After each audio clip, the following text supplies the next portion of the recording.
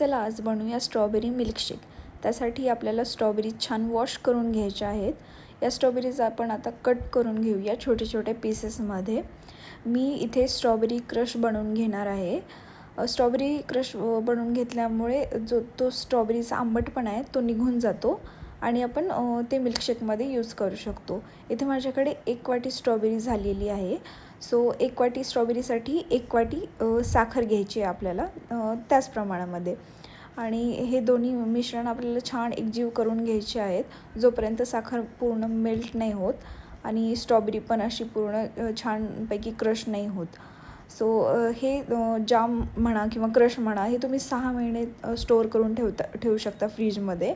आणि केव्हाही जेव्हा तुम्हाला मिल्कशेक बनवायचं असेल किंवा ब्रेडबरोबर खायचं असेल तेव्हा हे यूज करू शकता. बघा किती छान असं झालेलं आहे. आता इथे मी 1 ग्लास मिल्कशेक बनवणार आहे. त्यासाठी मी 2 चमचे स्ट्रॉबेरी क्रश घेतलेला आहे.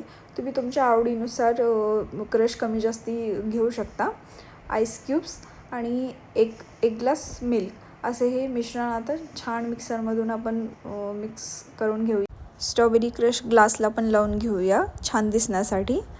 आणि या रेडी आहे तुमचं यम्मी असं स्ट्रॉबेरी मिल्कशेक. तुम्ही पण ट्राय करा आणि enjoy. Thank you and subscribe to my channel.